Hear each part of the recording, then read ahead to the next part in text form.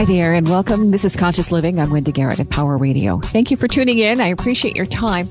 Hopefully you're having a great day, and whatever's going on in your life is going exactly the way you wanted it. Mostly. And if not, you can change it. You know that. Sometimes we get wonderful changes we don't expect. Other times, not so wonderful. But the change is always there. And the ability to shift the change in your favor is also part of the equation. Sometimes those little surprises turn into incredible, incredible revelations. And the world you know no longer exists because something else, even more fantastic and more wonderful, is right there waiting for you to discover it. How it appears? Well, that's the cool thing about stories. Every single one of us has a unique story. Garnet Schulhauser has a unique story. Part of that is told in Dancing on a Stamp. If you don't have it yet, check it out. It's available. You can just Google. You'll find the book. But what happened to him changed everything. Everything he knew.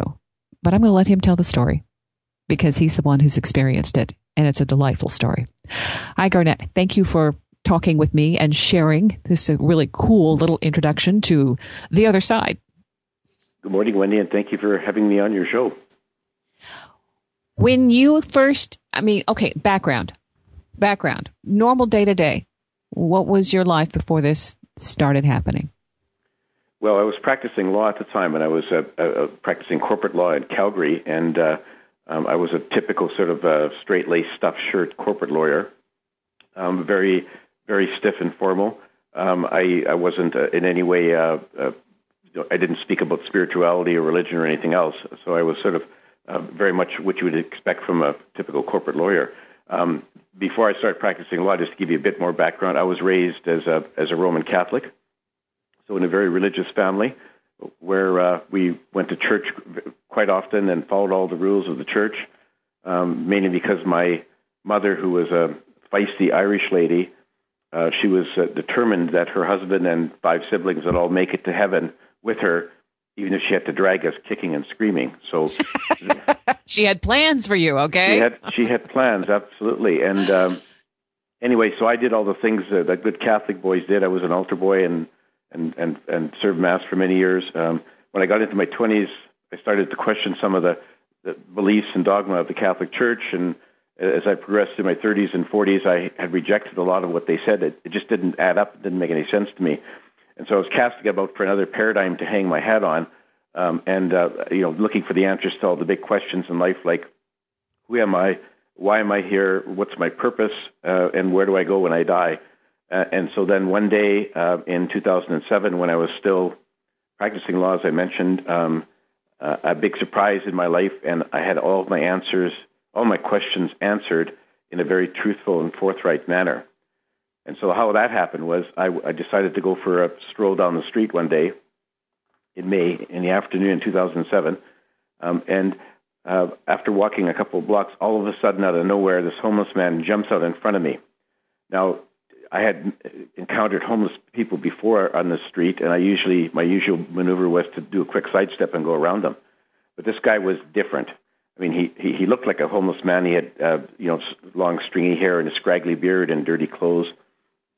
But he had these amazing, dazzling blue eyes, which were penetrating deep within me, right down to the depths of my soul. And I felt like he knew everything about me, but we'd never met before. And the reason I didn't sort of turn tail and run was because at the same time, his eyes were sending this gush of pure, unconditional love towards me, which was infusing me with an amazing sense of peace and security. So I stood there like a deer caught in the headlights. I don't know how long I was standing there. He finally broke the spell when he said, "Why are you here?" And then he quickly disappeared into a nearby store. But when I finally collected my wits, I decided I should go and find him and find out who he was. So I went into the same store, looked around. He was nowhere to be seen. I went back out in the street, and I couldn't find him anywhere. So reluctantly, I walked back to my office, and I resolved then that I had to come back the next day, same time, and see if I can find this man, because I was really curious, like, who was he, and how did he have these amazing blue eyes that sent this wave of unconditional love towards me. So the next afternoon, same time, I went back on the same street, walked for a few blocks, and I was beginning to lose hope of ever finding him. and I suddenly spotted him sitting on a bench all by himself.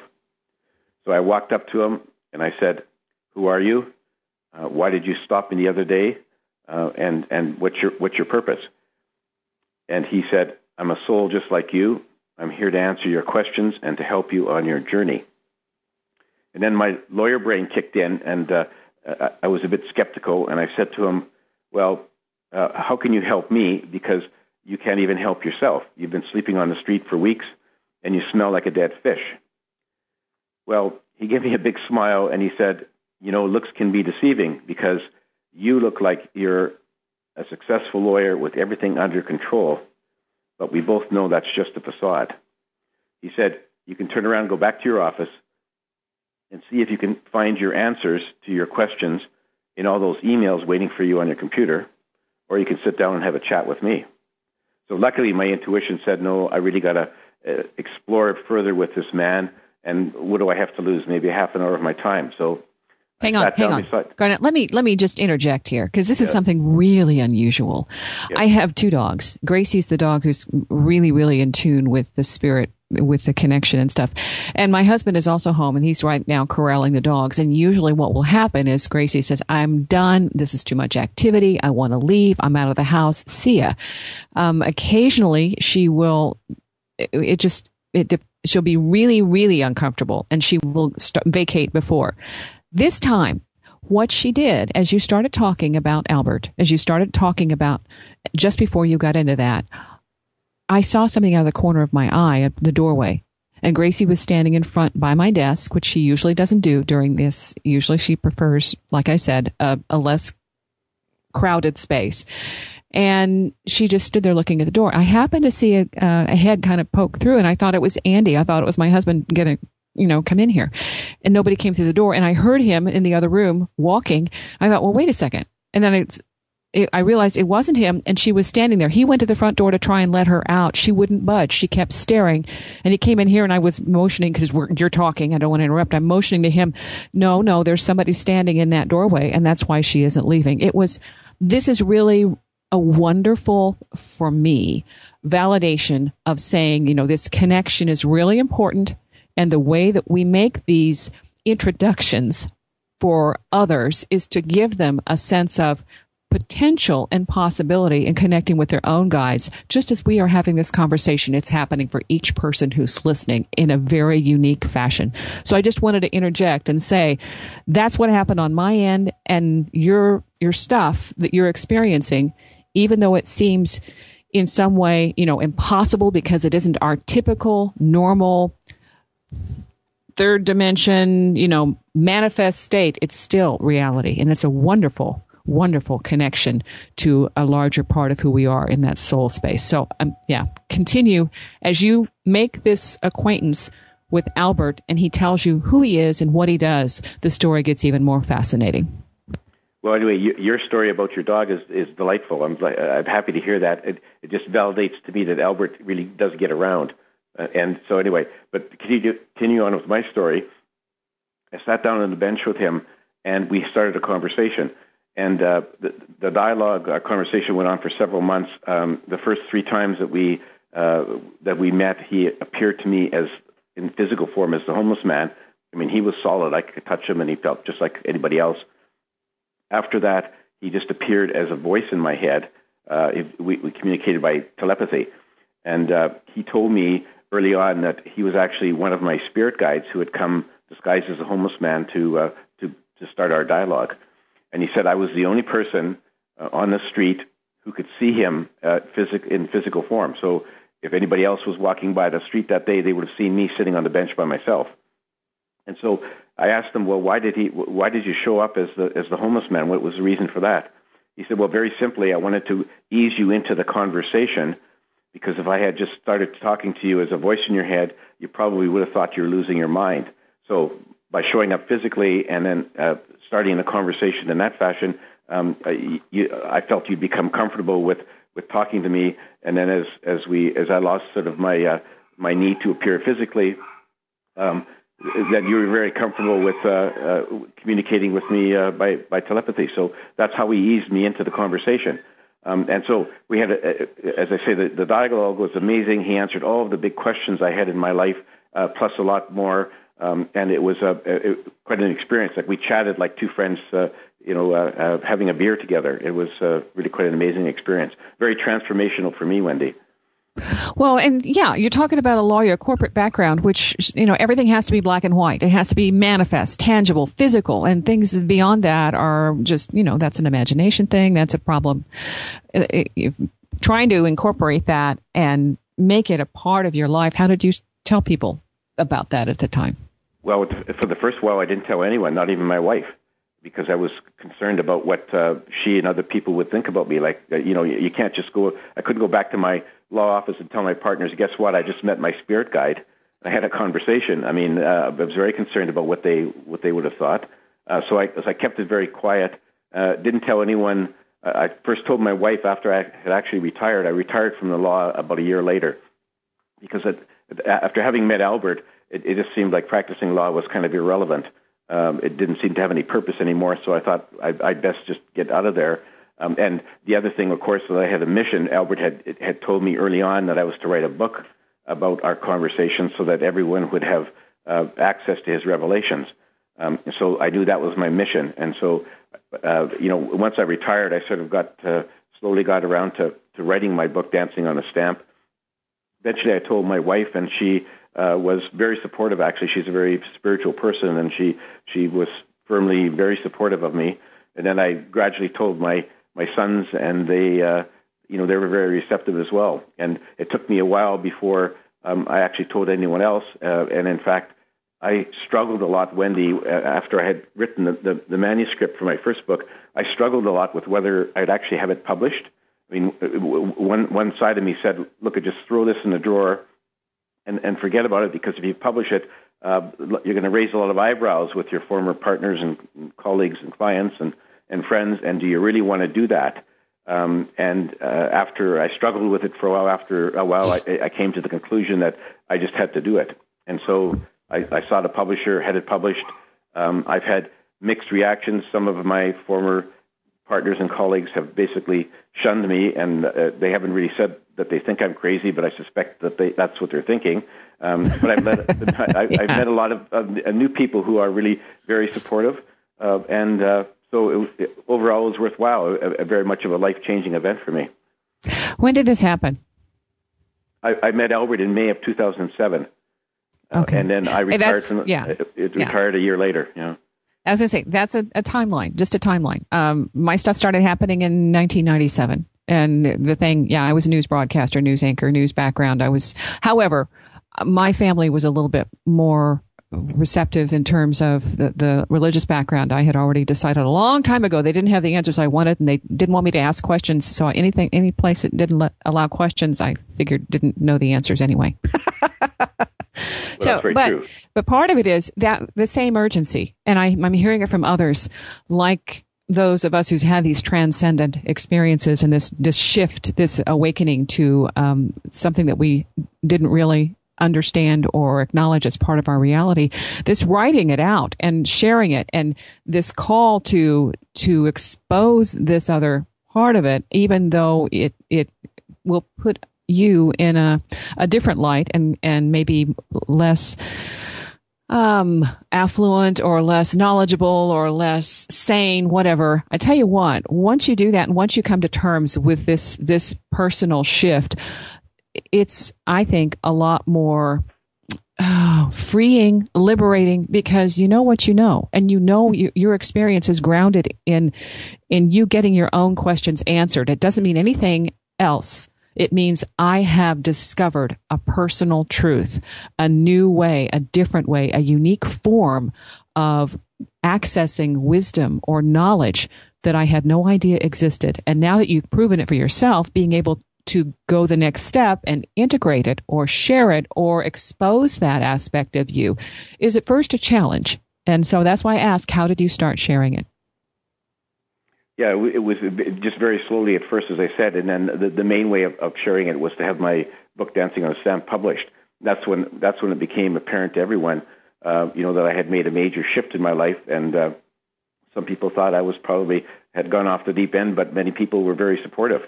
And I've had so many people who've read the first book who were anxiously awaiting the second book and are awaiting the third book as well. And what Albert has revealed rings true for so many people that I've had so many people say, what Albert told you just affirms what, for the large part, what I already found out for myself.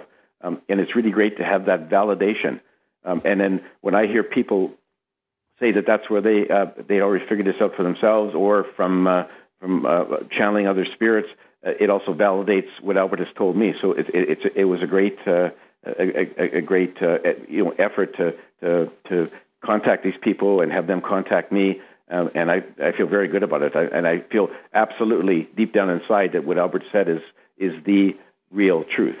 So when people started asking you the information about what you got, the one I wanted to get started with to give an idea of what your spirit guide says is about the purpose of Earth, why Earth is here. I'm sure other people have questions too, and I wanted to ask what the most popular one was first. But to give people an example of the content that you got from Albert, could we kick off with the purpose of Earth? Well, Earth is a school for souls to learn and experience things. And we all came here by our own accord, Wendy. We all were residing on the spirit side before we incarnated, and we each chose to come here. We came here to experience things that aren't available on the spirit side so that we can grow and evolve as souls. So Earth is a school, very tough school, according to Albert, one of the toughest in the universe. And so before we were born, we set out a sort of a plan for ourselves, a life plan, which was sort of like a blueprint of the major aspects of our life. So we picked out the place we're going to be born, the identity of our parents and siblings and other relatives and friends and so on. And we did that for a very specific purpose because we had some things that we wanted to learn. When we get here, of course, we're not allowed to remember that what's in our life plan or even that we have one.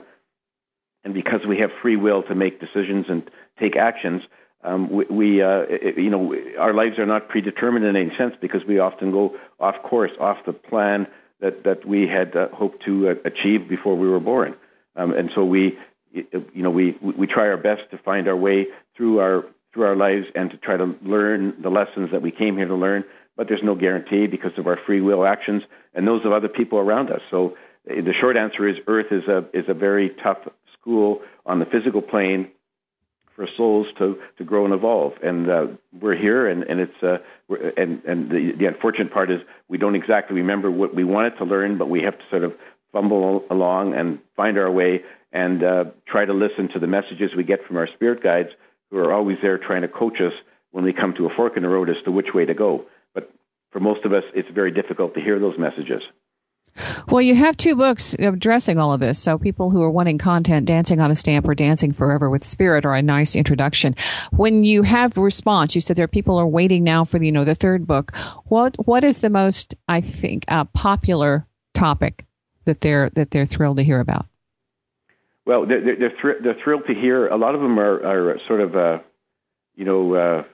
recovering Christians, I guess is a term that somebody used. Like a lot of people were raised I was raised as a Catholic, a lot of people in the Christian faith, and of course that, as you know, they taught us that God was sort of the supreme being. I had this vision of like an old man sitting on a gold throne in the sky, dispensing favors or dishing out tragedies to people depending on what he happened to feel like in any given day, and that God had made a lot of rules for us to follow, which were told to us by the leaders of the church. And if we didn't follow those rules and didn't worship God properly and didn't make amends, when we died, we'd appear before him to be judged. And if we were really bad dudes, we get sent to an awful place called hell. So that's sort of what I was raised with and a lot of other people. So they find it refreshing to hear what Albert has to say about that. And what he said was, that's a bunch of nonsense. He said the God, or the source, as he refers to it, did not put us here. We chose to come ourselves. The source does not control the events in our lives, and the source does not judge us or punish us for what we do. So everyone, when they die, they go back to the spirit side, and there is no hell, there is no devil. That's just all an invention of the religions to control the masses. So so many people find that very refreshing, and it's just like, you have doubts about what the Christian church teaches, but you don't really know whether your doubts are well founded, or whether God, what happens if I do go to hell after I die? They have these doubts, and Albert has really helped them reaffirm their belief that what the Christian church taught just isn't right, and that we will all go back to a wonderful place after we die. And our lives on earth are just like it's like a learning experience. It's like a school.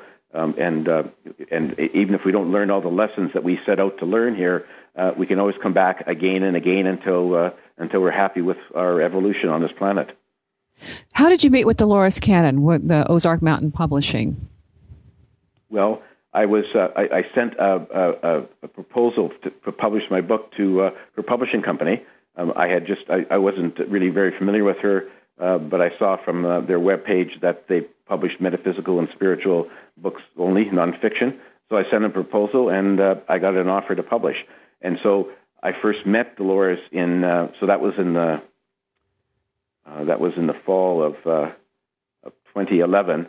My book was published in the fall of 2012, about a year later, and I first met Dolores in person in 2013 at the Ozark Mountain Transformation Conference in Arkansas in July of 2013. And that's the first time I met her in person, although we had communicated by email before. So that's the story behind that. It was, it seems like just sort of a lucky encounter, but of course nothing is a coincidence in our lives. And so I'm sure it was all pre-designed, and I just followed the script, even though I didn't know I was following it.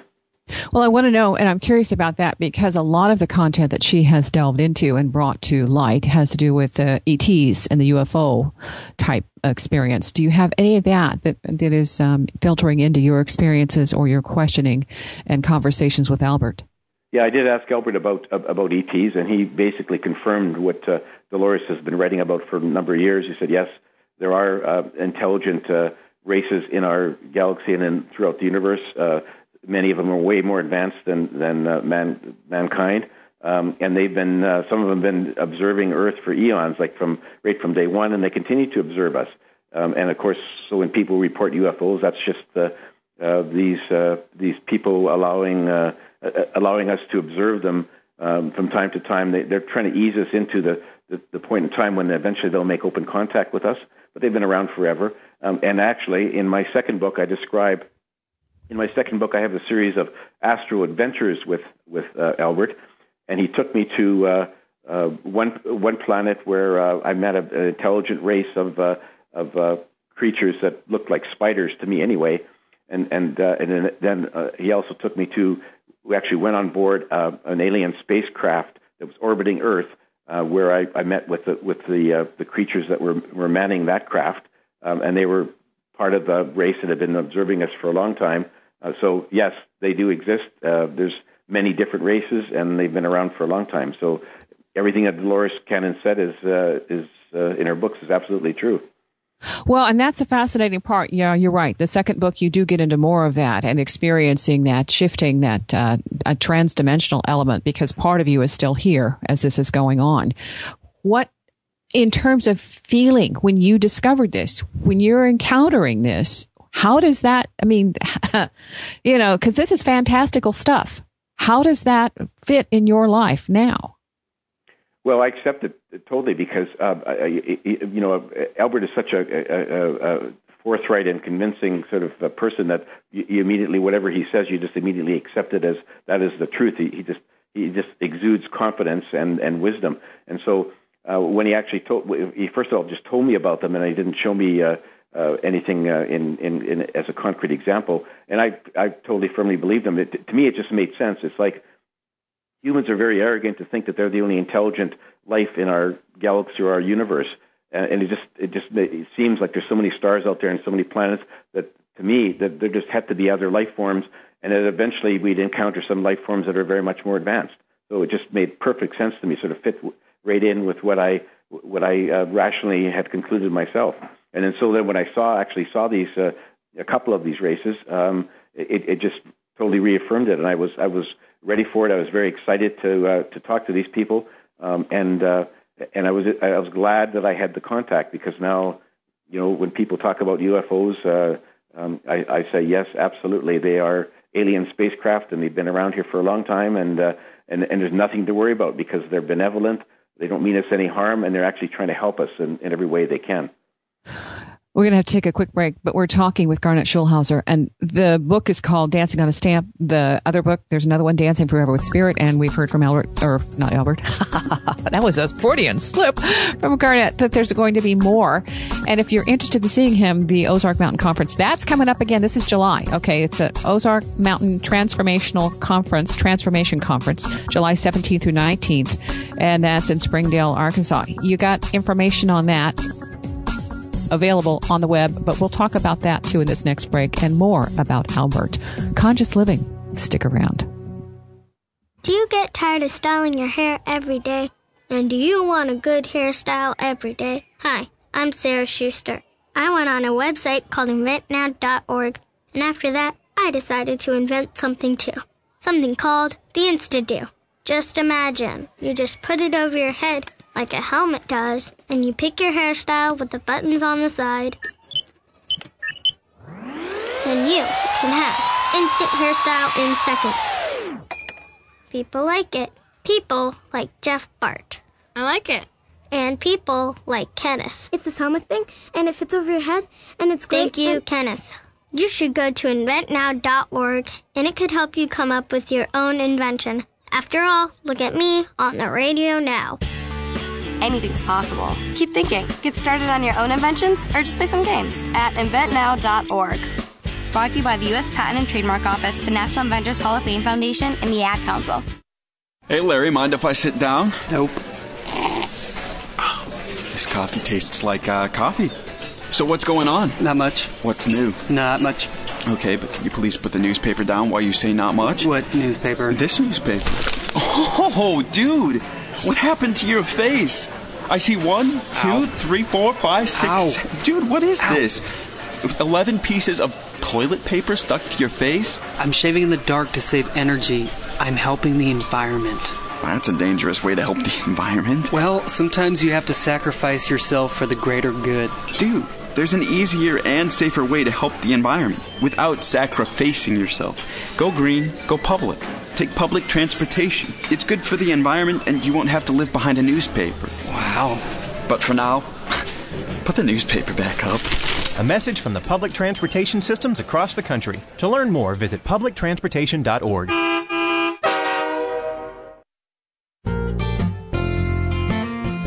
I'm home, and I love it. I'm home where I belong. I'm home, and I love it. I'm home where I belong. It's always nice to come home.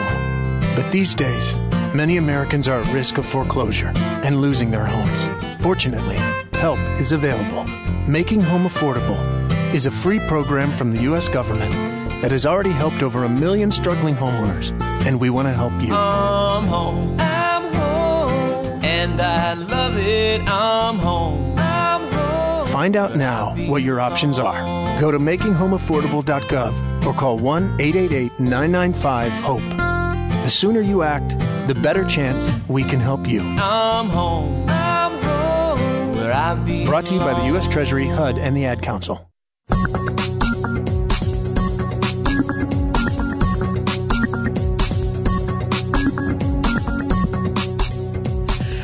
Conscious Living. This is Empower Radio. I'm Wendy Garrett. Thank you for tuning in. I appreciate your time. Okay, so we're talking with Garnet Schulhauser, Dancing on a Stamp.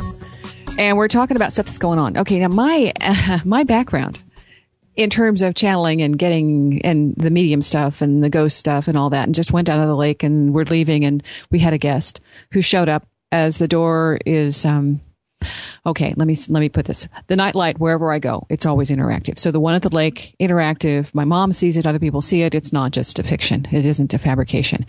But this is my way of basically the constant reminder we're never alone. So we're there, and I didn't hear it. We were just sitting at the table. Andy heard this little noise, like the alarm clock. I have a Snoopy Peanuts alarm clock, and Snoopy and the gang, and it makes a little noise. Well, he heard that. And then he said the dogs went to the door because he saw them. He was looking behind me. And at the door, right after that sound, the dogs are looking at the door and the light. There's an automatic light that comes on when somebody stands outside the door. You have to physically be present. Well, the thing about spirit, this electrical connection we have, it also activates the lights, and that energy will cause a shift. So there's something standing outside the door. This, when I get this, and then I ask who it is and what's going on, we go from there. But other times when there's something present, I'll get nauseous and I'll feel something. My head will get heavy. I'll get, almost like a headache. Well, I went and got water. All right. Because this thing with Garnet is a lot more intense than some of the other experiences I've had, like with Tina Irwin, and, her stuff always knocks off the power. So I'm going through this. I'm saying, what's going on? What is this? And he told me to ask different questions. And we're going back to the beginning here. Garnet, I have to ask you, Albert, as a physical being, when this happened with you, is Albert's manifestation as a homeless guy with a stinky presence, was that ever frightening to you? Or or was it a thing of you felt compassion, so you were inclined to go along with it? Give us because for some people, I've had a friend who had this kind of manifestation with this wonderful guy who come to Bohemian with dreadlocks, and nobody else could see him but her, and he's one of her spirit guides as well. Okay, but that was the one time she saw him in this form and realized nobody else could see him but her. What was this like? And so it was so incredibly physical for you. And then how did that transpire into this relationship you have now? Well, I wasn't frightened, Wendy. I was a bit, initially I was surprised, like this guy just sort of popped out of nowhere and stood in front of me. I was a bit disconcerted initially when I felt like that he was looking down into the depths of my soul. I felt like he knew everything about me, everything I'd ever said or done, and all the actions I'd taken, and I felt he even knew my deepest and darkest secrets. So I felt a bit like he was invading me initially, and I was a bit concerned about how he could do this. But then that feeling was sort of overwhelmed by this gush of warm, unconditional love that he was sending towards me, and that just made me feel very comfortable, very peaceful, very secure. It was just a wonderful feeling. So I didn't have any fear, and then I lost any concern I had about how he knew so much about me. I just knew he was a special person, and I was curious to find out who he was, and I felt very comfortable. Almost immediately I felt that this guy was a very a special kind of. I didn't know he was a spirit at the time. Very special guy. I just thought he was a homeless guy that had these has amazing blue eyes. But then when he told me that he was one of my spirit guides, it all sort of fit together, and I realized that he was a very wise and advanced soul spirit who had come to help me, and I felt very good about it. So after my initial sort of surprise and a bit concern, I felt very comfortable with my spirit guide. Well, sometimes people will create something to move the story along or give the story more validation, so they will interject a fiction, even though it's all part of the story. It isn't necessarily the concrete. It's a quick way to manifest a storyline and give it a representation that didn't happen. Is there any part of this that factors into your story? No, it was all very real, Wendy. I've been asked this question before, of course. Like, did it really happen? Were you hallucinating? Were you dreaming? How did this all come about? But it actually did happen. Very real memory for me. The guy was physically there in front of me. I actually, I reached out and touched him a few times. He was very solid, and everything I said about him, his amazing sparkling blue eyes and his presence were just sort of overwhelming and very, very much different from anything I'd experienced before in my life. So it absolutely did happen. It's very real. I mean, to the extent, I guess some people say that all life on Earth is just an illusion. That may be so, but this guy was, in terms of my life on Earth, this guy was very real, and he was a very, very real presence. With your experience in the next book with the aliens, do they have the ability to represent in some way, shape, or form, represent themselves as humanoid, or do you have any experience with that? Yeah, I had no direct experience with them doing that, but Albert told me, and in fact, they said themselves that they can manifest themselves as humans, and some of them are living among us right now to try to help us. But they're nobody could sort of discover it, their disguise, because it's done very well. And unless they choose to reveal themselves to humans, you just don't know that they're there. But they have been doing this for a while, and Albert basically reaffirmed that, because they're very advanced, so they can basically manifest themselves as humans and be very very true to our nature. So much so that as I say, the average person could not tell whether this person was an alien or just a regular human. So they do that. I'm asking this because this is something I've experienced, and so I don't doubt that anything that you have gone through is legit and real, and you are authentic. That's not the doubt. But the deal was, I had intended to go with Dancing on a Stamp and the revelations from Albert, and about religion and all that. And I'm sorry, but we're far beyond that at this point. Those of us who are working in this field and experiencing these transformational awakenings. And when we have gone through this, the next question is, how do we change our own shell to become more fluid and fluent in manifesting? And not only that, in opening up our awareness to these others who are among us in various shapes and forms, being and non-being, and animal, plant, life, whatever we have to see at that moment to get our attention, because that's what it's about. It's an amazing thing when all of a sudden something you thought was a complete and total concrete is revealed to be nothing. And you're thinking, but it was there. I saw it. Or it was a person. I saw them there. This is how incredibly fluid our reality is. And it's beyond a holographic thing. Okay. It's a co-creation. Both of the thing that's representing itself to you and you are interacting. When you started this, did you have to change your way of being, your diet, your lifestyle? Was anything else required for you to continue to, the relationship with Albert? Did he make any kind of request, not a demand, a request or a suggestion?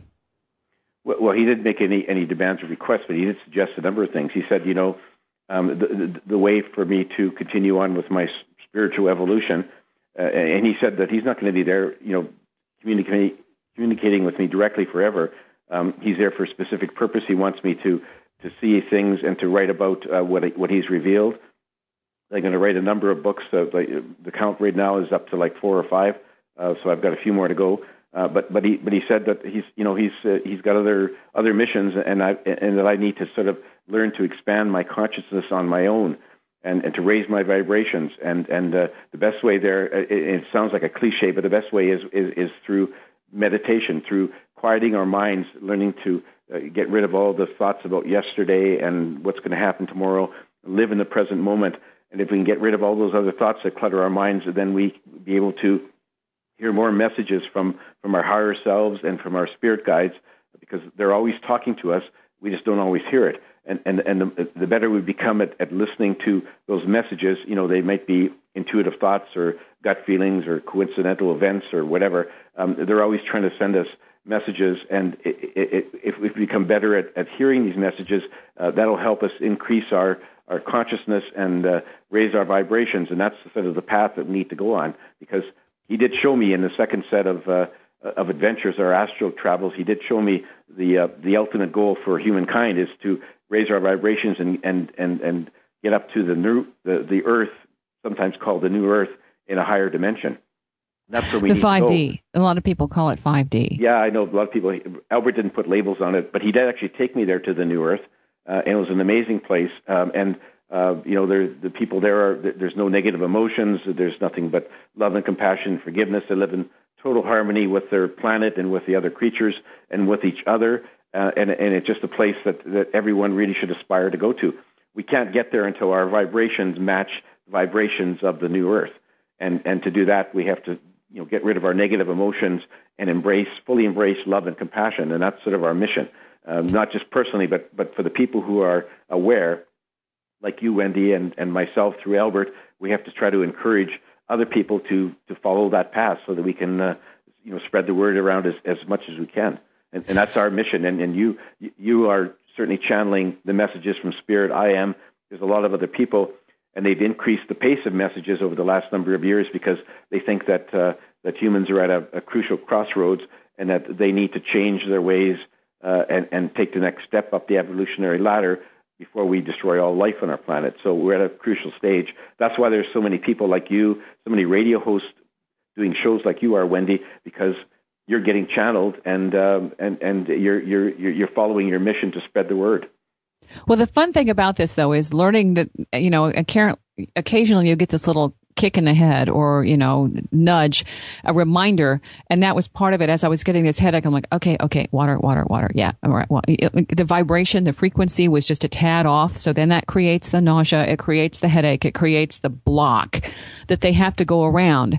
And going around that usually is a telepathic tweak that says, drink water, or from doing this enough, I know, oh, dang it. And I know this, I know better. And still I had to have that really uncomfortable reminder. But Dolores Cannon, I thought that was one of the things she constantly reminded as she was doing her presentations. There are some elements in regard to our physicality that we do have these hurdles, and they're not going away because we happen to have this physical body that makes it part of the experience, and you can't set that aside. You have to adapt and build a bridge, a more fluid connection, and part of that is changing your diet. Yes, and I asked Albert that question in my second book about diets and should we all become vegetarians, and he basically said that it's humanity's been omnivores for basically since day one. It's hard to change habits, but he said eating animal flesh will slow down the increase to your vibrational rate. It'll slow it down, and in fact as your vibrations start to rise, eating flesh will make you feel ill. You won't feel right, and you won't want to do it. So as your vibrations increase, you'll gradually move away from, first of all, you'll discard red meat, and then you'll discard all meat, and then you'll discard seafood. Eventually, you'll just, be a vegetarian eating plant food. Ultimately, down the road, you'll just eat liquid food manufactured or derived from plant material. And that's ultimately where we're going to go. But he said everyone has their own path, their own pace, and some people are right now, as you know, are vegetarians. Others aren't, but eventually we'll all get there. And it's a slow process, but something that should be encouraged. And so I don't personally feel I'd like to be a vegetarian, but the mind is willing, but the body is weak. and so I still do enjoy meat and seafood. But although I've been cutting it back a lot, quite a bit since I met Albert, and I'm on that path. And eventually I think I'll probably get there. But I don't feel ill right now when I eat animal flesh. I've met some people who actually are at the stage where they actually feel physically sick after they eat animal flesh. And so they obviously are on a higher plane than I am right now, but I'm trying to get there.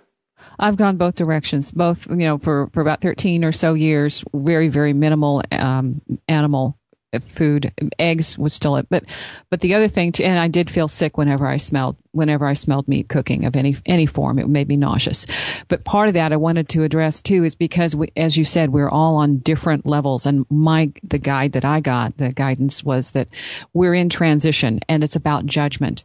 If one isn't there yet, no judgment. Each has to come to this in his own terms. Whether it's right for them is that a totally different area.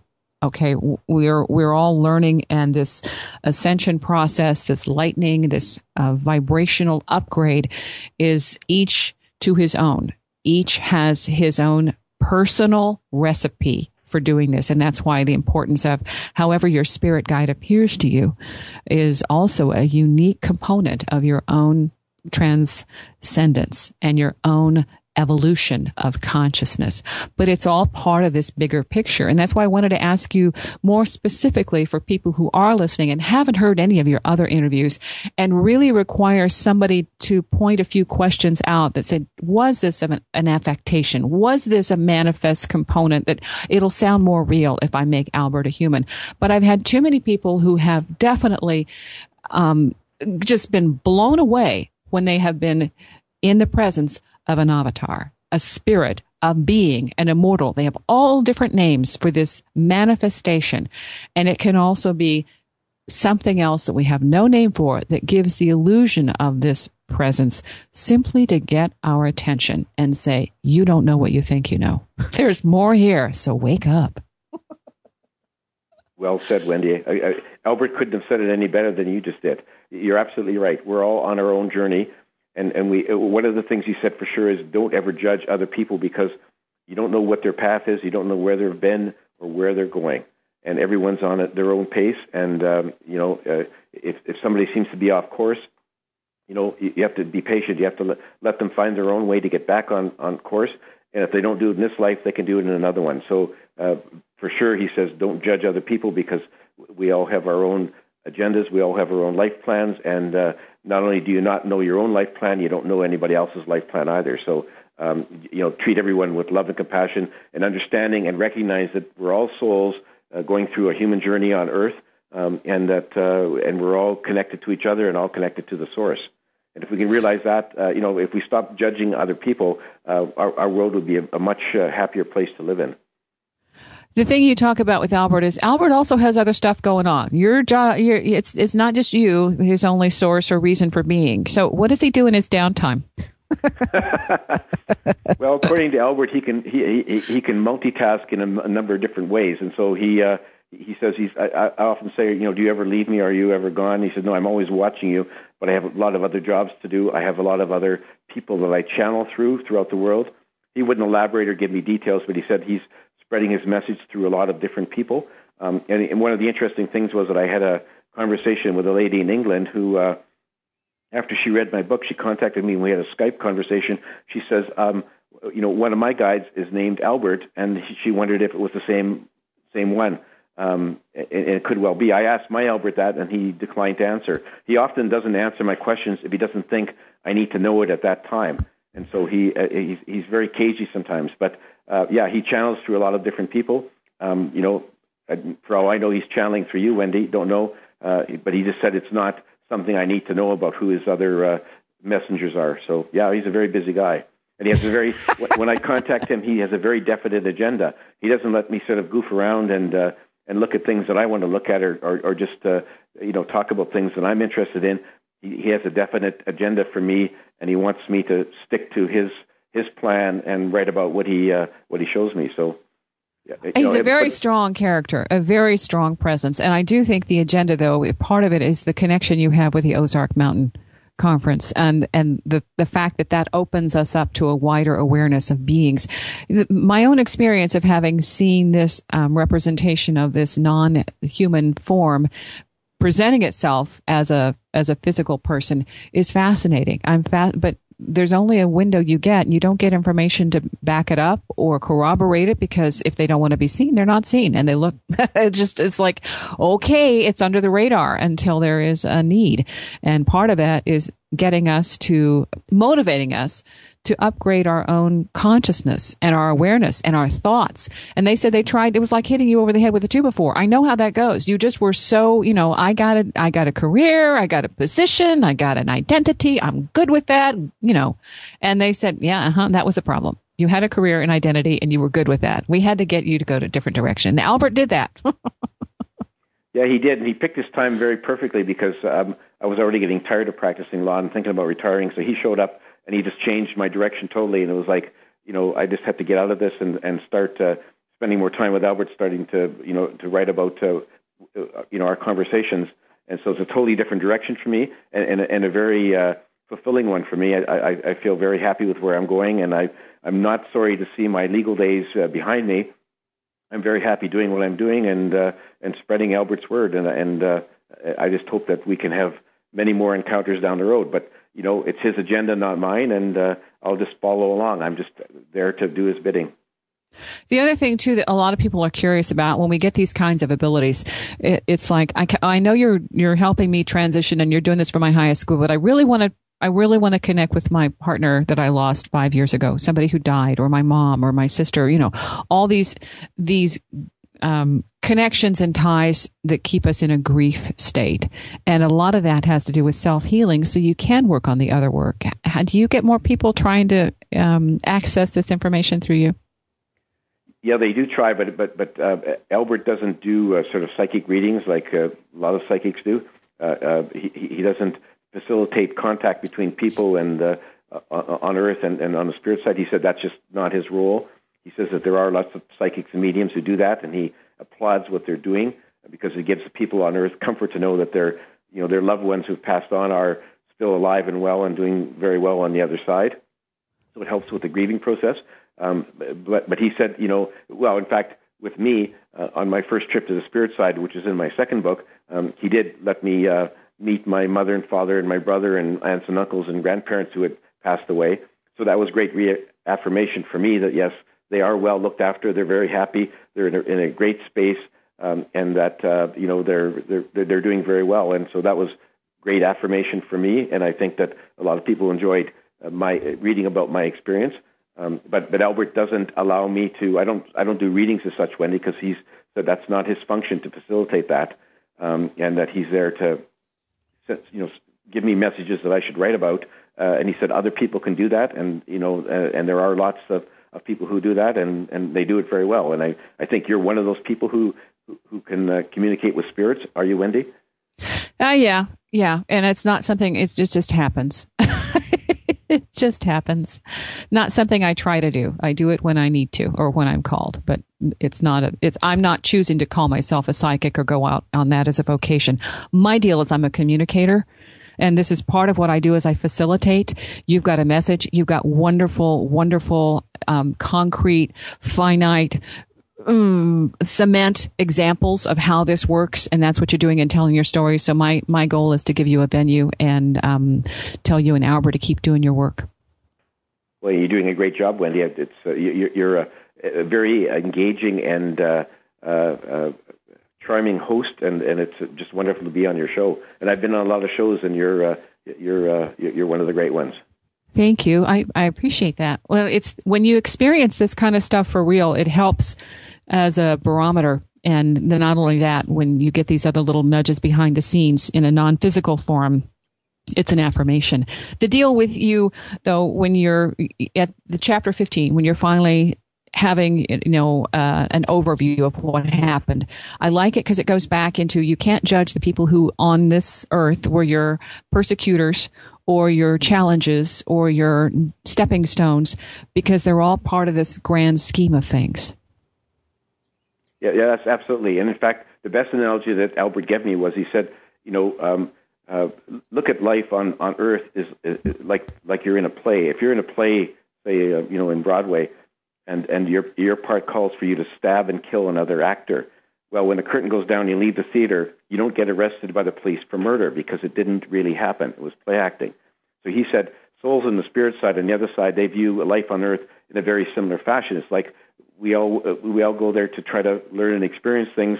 We don't remember where we came from or what we're supposed to be doing, and sometimes we screw up and make mistakes. But nobody holds it against you. And when if you're murdered here on earth, when you get back to the spirit side, you don't feel any hatred or need for revenge against the person who killed you on earth, because you realize then that you're just both souls that just had a journey on earth. You're both playing out scripts on earth, and sometimes you followed the script carefully, and sometimes you didn't. But there's no hard feelings that carry over to the other side. So that's the way that he said you should look at life on earth, even though it's hard for us to imagine that because life on earth here is very real. And if somebody hurts you or injures you, it's very painful and it's hard to get over, and you feel need for revenge or for justice to take part and to be served on the perpetrator. But once you get back to the other side, you see the whole picture, and that's just not the way it works. Part of that, I think, is that overview of what did I learn from the experience and going forward, taking that forward, because when you start meditating, you start trying to raise your frequency, your vibration, those things come out first and you realize, oh my gosh, I have a whole lot of stuff in there, a whole lot of baggage, and you have to clean it. You have to clean it to get it lighter and elevate yourself. But for people who they want to contact you because your message is empowering, dancing on a stamp is one of the books. There are more coming out. And if you want to learn about the out-of-body travel, the other planets, and the alien connections, then you can do Dancing Forever with Spirit. You can also connect with Garnet at the annual Ozark Mountain Transformation Conference. This is July 17th through 19th at the Holiday Inn Convention Center in Springdale, Arkansas. And you can find out more about that at his website, GarnetSchulhauser.com. And I know this is an extraordinary a shift from what you started out on your path, but I commend you for taking this on and going full boat with it, because it's just an amazing journey. It's just so cool, and you can't always translate that, but thank you. Well, thank you for having me on your show, Wendy. It's been very enjoyable. And if you're listening, check it out. Check out the website. Check out the information in the writing. It's just transformational when we get something that kicks us into higher gear and opens reality into a broader perspective than what we had before. Conscious Living and Power Radio. Have a great day. See ya.